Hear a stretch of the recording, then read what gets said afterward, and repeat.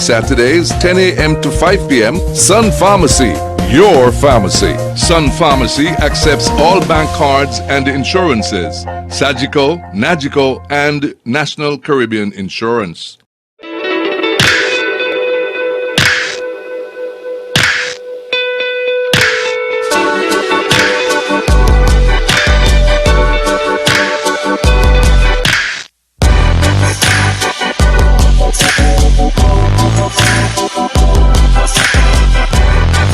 Introducing the new Digicel Prime Bundle. More data to listen more with D-Music. Watch more with Playgo. Share more with Sportsmax. Chat more with Bip. Plus extra data. It's simply more bundled together. 23 gigs for 3 days for only $12. More data, more fun. Activate today on the My Digicel app.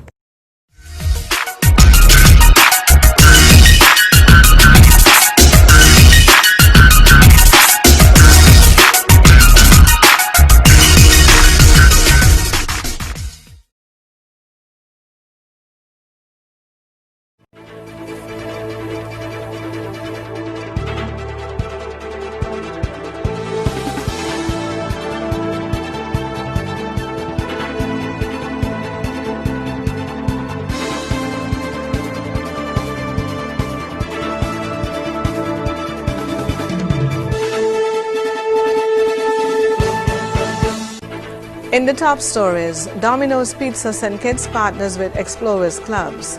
Taiwan Technical Mission launches video outlining how it is assisting farmers. And Under 15 Youth Cricket League launched. We'll be right back with the details following this break. In your formative years, Come on. we were there. When you got the good news and the bad, we were right there with you. Through all your great adventures, we were always right by your side.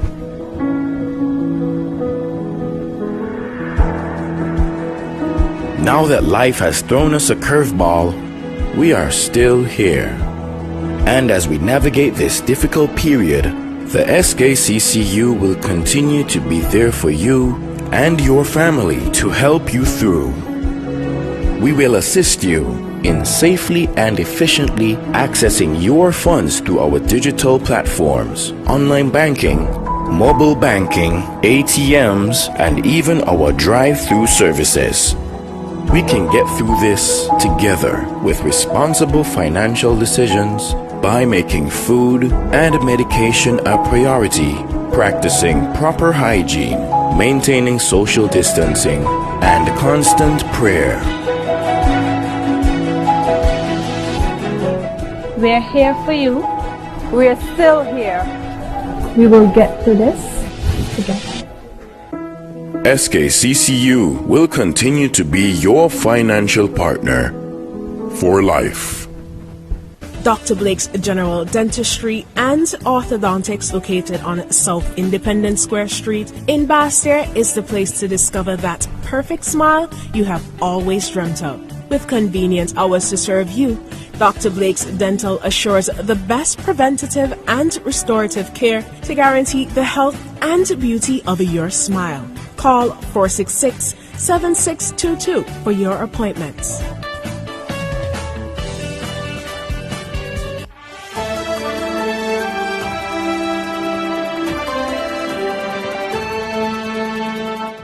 Hello, welcome to ZIZ Channel 5 newscast. I am Jasmine Thomas. The country manager for Domino's Pizza has disclosed details of a partnership between the company and the Ministry of National Security's Explorers Clubs.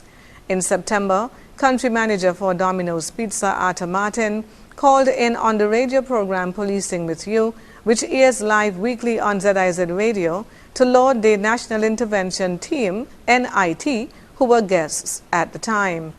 Mr. Martin held discussions sometime after with founder and coordinator of the Explorers, Inspector Rosemary Isles Joseph, and her team to explore ways in which Domino's Pizza could provide assistance to the effort.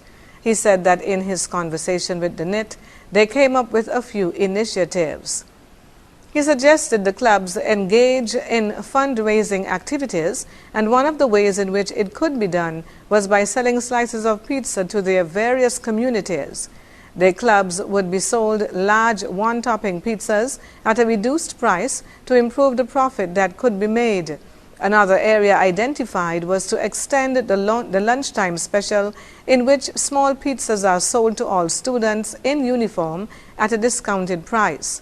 However, for the explorers, the offer will not be limited to just lunchtime, nor would they be required to be in a school uniform. Once explorers present their club photo identification, they can enjoy the discount at any time. The Domino's Pizza country manager added that the company will also support the group's activities in other ways whenever possible. Martin said he believes that supporting a cause of this magnitude will have far-reaching effects in shaping and changing the future of the younger generation. There are 12 active Explorers clubs with a combined membership of over 1,000 youth. A police officer is assigned to each group as a club leader. The club meetings are held weekly. The Taiwan Technical Mission here in St. Kitts has outlined the ways in which it is providing assistance to farmers with the launch of a video on its Variability Climate YouTube channel. The video, the fifth of its kind, is entitled, "What Do We Do? How Do We Help Farmers?" According to a post on the mission's Facebook page, the mission is supporting backyard gardening as a step toward food security. Following the previous launch of 4 English agricultural teaching films, the CPC Technical Group of China launched the mission's mission film, which shows the use of ICT and soil analysis techniques in their mission to help farmers increase agricultural production and improve quality in order to strengthen food security and self-sufficiency in the country. The St. Kitts Cricket Association is sponsoring the inaugural Under-15 Youth League, which will see approximately 60 young cricketers hone their skills in the game of cricket. Vice President of the St. Kitts Cricket Association, Charles Morton, said the league came about following the hosting of a cricket camp for younger persons earlier this year. He said there will be 4 teams and spoke of what is expected during the league. We set up into a draft system where we allowed for the selection of players so that we don't have one team that is excessively strong. We get a chance for a mix of players. And then what we did in the actual games as well, we have a situation where each team, we have 15 players, each team is expected to put those 15 players on show. We have at least 3 games, each person should get a game. That is the mandate that we have placed on the coaches. So it's not only about winning, but it's about development of the youngster in the craft of cricket. The Vice President also named some of the coaches who will be working with the cricketers. We have 4 sets of coaches. We have off the top Coach Andrew, Coach Keith Atherton. We have Chaggers, we have Jazza, we have James Ward from St. Paul's. We also have Ziggy. We have Jace Taylor, and his assistant, I think, is Larry O'Dane. So those are the coaches. Mr. Morton said it's hoped that the Under-15 Youth League will be an annual event. Coming up, we'll have another look at some of the stories from the week past. Stay tuned. It's the Hawksworth Building Center's Very Good Electrical and Plumbing Fixture Sales Event, happening now until October 31st. All electrical and plumbing fittings will be discounted by 25%. That's right, 25% off all electrical and plumbing fixtures, happening now until October 31st. The Very Good Electrical and Plumbing Fixture Sales Event at Hawksworth Building Centers on St. Kitts and Nevis. Very good products, very good prices, very good discounts on all electrical and plumbing fixtures at Hawksworth Building and Nevis Centers, happening now. See store for details. Here is how I pay my Flow bills using the MyFlow app in just 3 easy steps. First, I downloaded the free app from the App Store. Then, I opened the app and logged in with my Flow ID. I activated my Flow ID earlier for free at flowid.co. I clicked on the account number and watched the magic begin. All my bills and the info right there at my fingertips. Just confirm the payment amount, then card details, and that's it. No trips to town, no long lines, and no hassle. Flow is keeping me connected. Showtime shopping Quartz. We got all the things you want. It's showtime at Quartz. Shop today and save up to 30% off on selected Whirlpool cooker. Plus, get a chance to win amazing weekly prizes with purchases of $299 and over. So don't delay. Get what you need now and pay absolutely nothing until 2021. Showtime. We got it. Just what you need. Yeah, Quartz got it.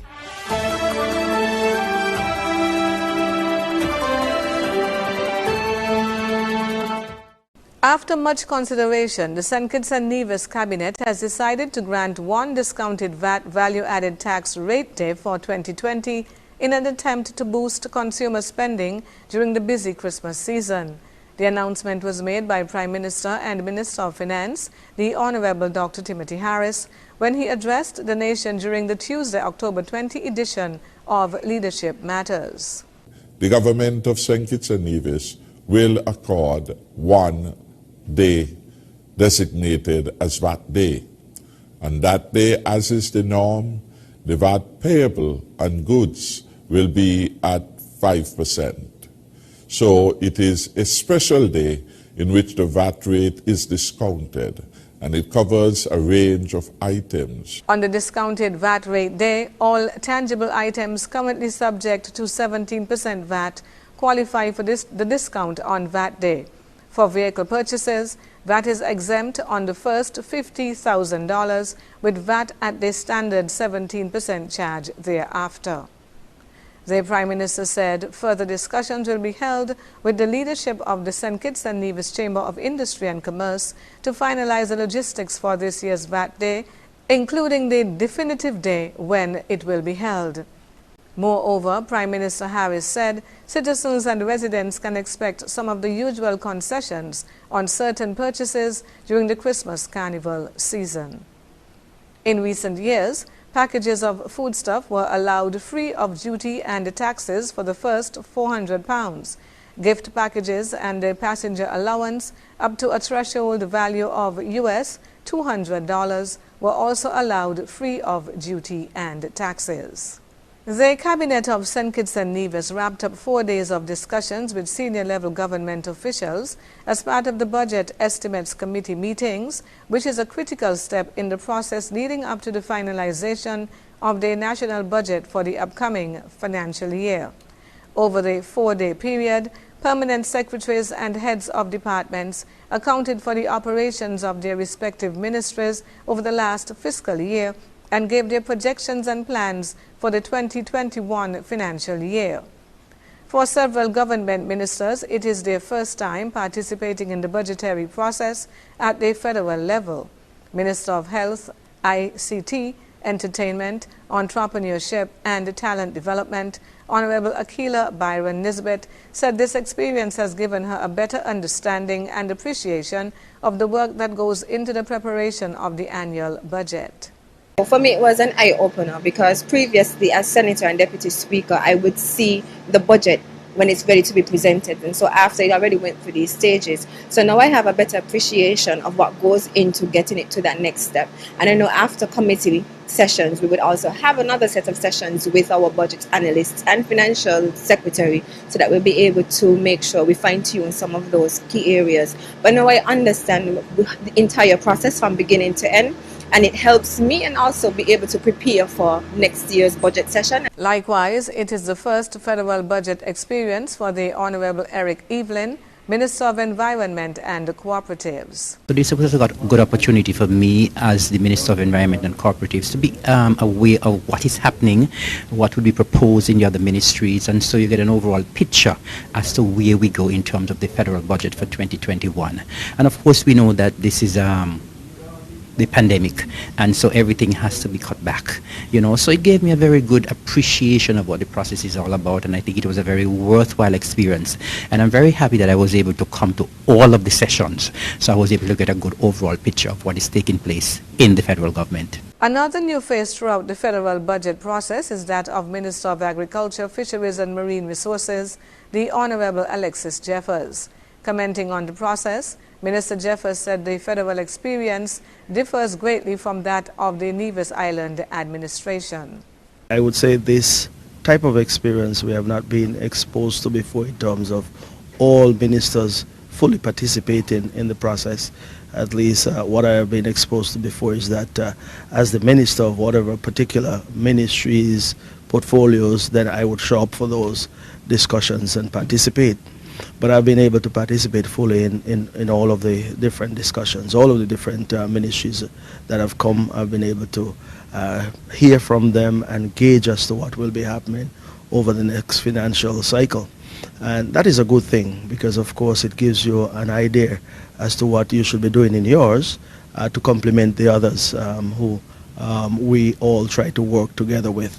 But this has been fulfilling, and it's certainly one that I would use as the platform to build on moving forward. Now that the Budget Estimates Committee meetings have concluded, the Ministry of Finance will fine-tune the budget estimates and present them to the Federal Cabinet for further review.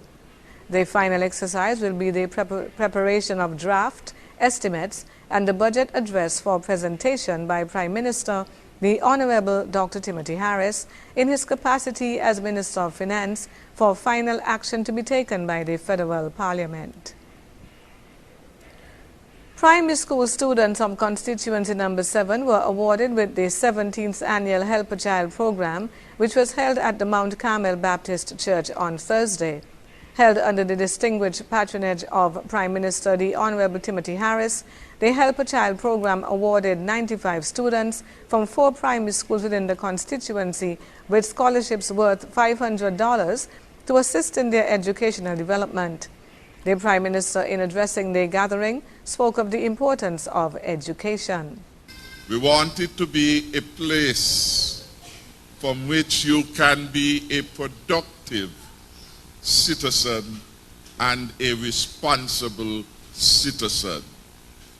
Sometimes we produce, but we are not responsible. The education which we want to have being pervaded in our schools must educate and encourage our young people towards production and productivity and, of course, responsibility. In referencing the Help a Child program, which was his brainchild 17 years ago, the Prime Minister said, as responsible citizens, it is important to give back. Each of us must find an opportunity to give back. It doesn't always have to express itself in terms of money. In our time, in the Sunday schools, in the classrooms, assisting our young people with their homework, with their assignments, we certainly are giving back. And I would want to encourage more of us to give back. Permanent Secretary in the Ministry of Education, William Hodge, congratulated the Prime Minister on the initiative and noted that it is setting a standard across the Federation. So, Prime Minister, I want to extend my personal congratulations for this venture. It is something that I believe in, and that is why I come on board as a sponsor. I want to tell you that we are having discussions to replicate something similar in other constituencies. I am to have a conversation with my past student, Ambassador Ninky Williams, and this is something I want to encourage him to do in number 6. So it is setting the standard. Yes, you may applaud. It is setting the standard that we can duplicate and replicate right across our federation. The awards were presented to select students from the Violet Petty, Joshua Obadiah Williams, Estridge and Edgar T. Morris primary schools.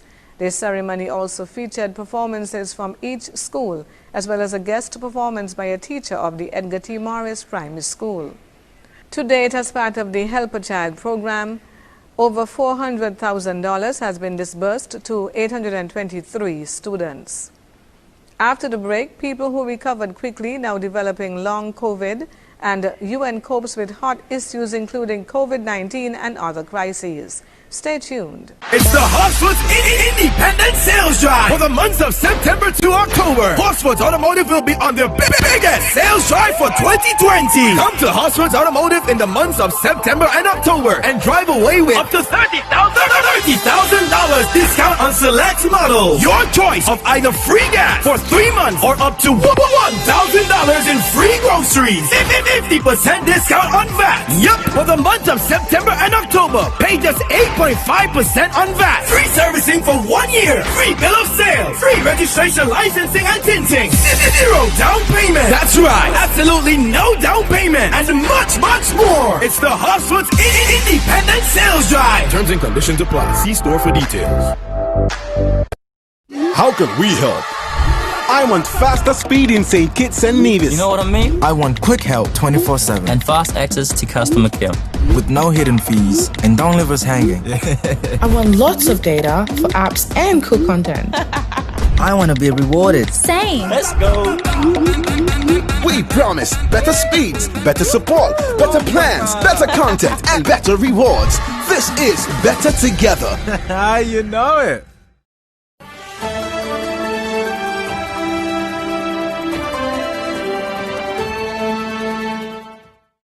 In Guyana, COVID-19's lingering problems are affecting the younger population who would have recovered quickly from COVID-19. According to the Minister of Health, more attention will be focused on battling long COVID, as it is referred. More from Amel Griffith. Touching on the challenges experienced with youth in COVID-19, Minister of Health Dr. Frank Anthony stated that the younger population are not taking the deadly respiratory disease seriously and as such have been taking more risks.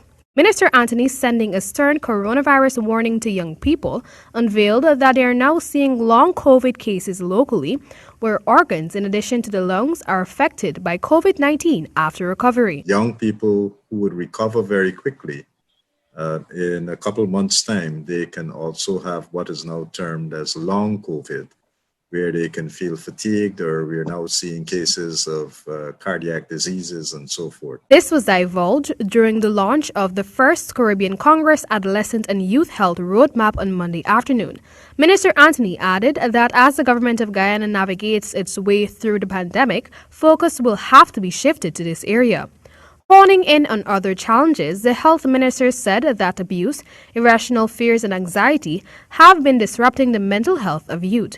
He went on to say that locally there is not a robust system which can effectively alleviate the mental health challenges of youths at home. Also highlighting the significant strides Guyana has made over the years to address adolescent and youth health, Dr. Anthony pinpointed the adoption of the National Sexual and Reproductive Health Policy, the introduction of health clubs in schools, and the creation of safe spaces for youth. We have also been working at our health centers and health clinics to create youth-friendly spaces.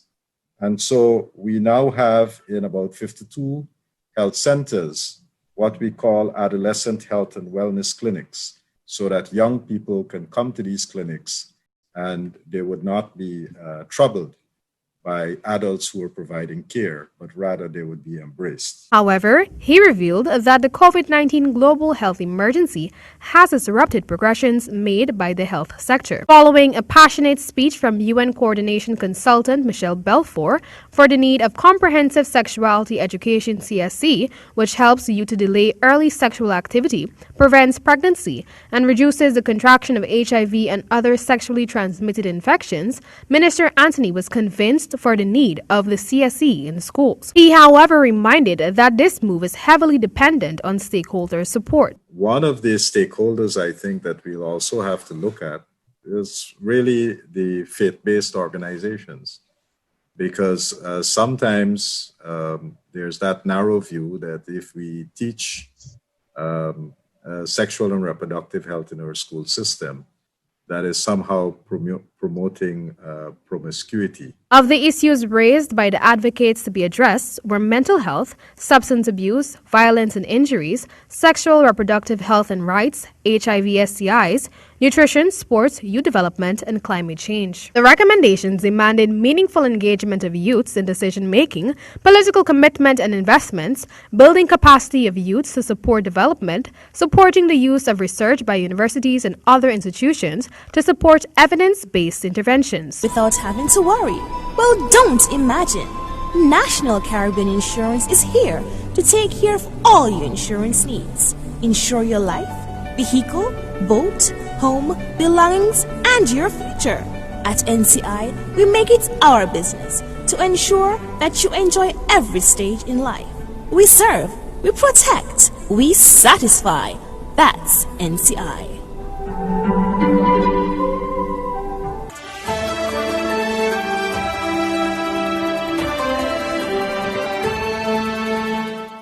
The United Nations is celebrating its 75th anniversary. At this time, the UN is coping with hot issues including COVID-19 and other crises. The approval of the Charter of the United Nations.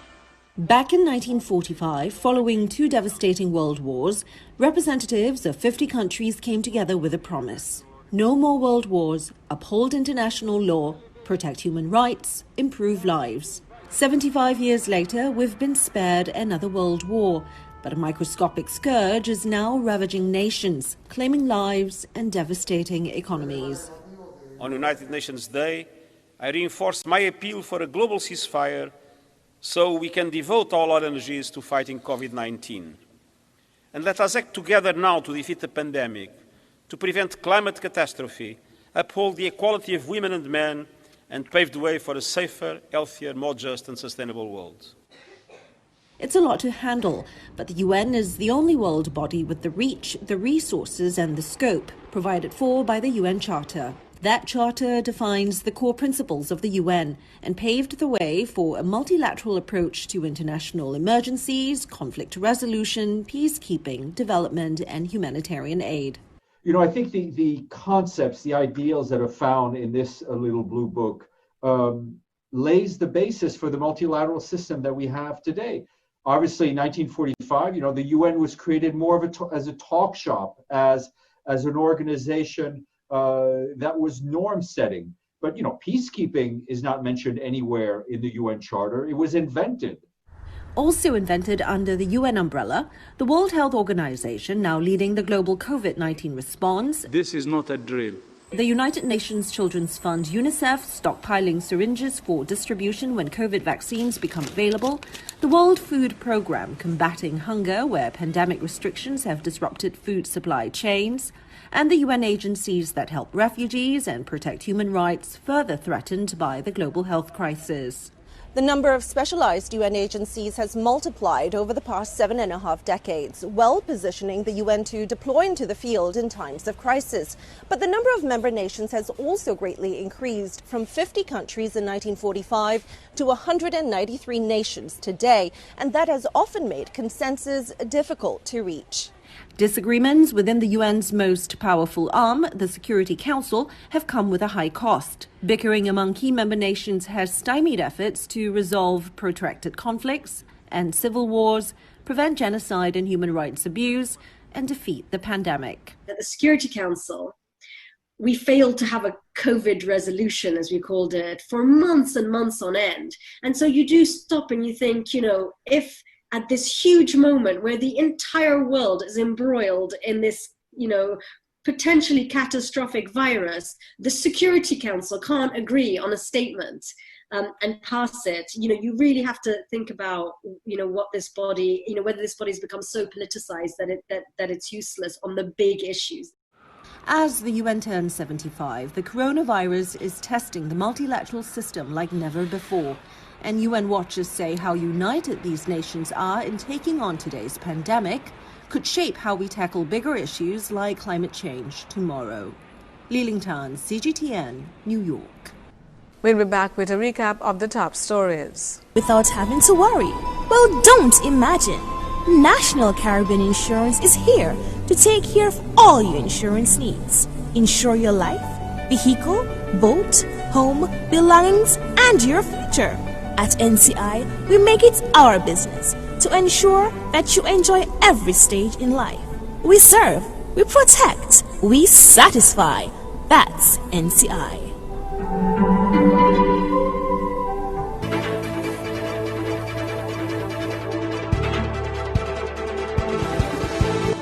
We now wrap up with a recap of the top stories. Domino's Pizza Send Kits partners with Explorers Club. Taiwan Technical Mission launches video outlining how it is assisting farmers, and Under 15 Youth Cricket League launched. That's it for the ZIZ Channel 5 newscast. Thank you for watching. I am Jasmine Thomas. Shalom to your homes. Good night.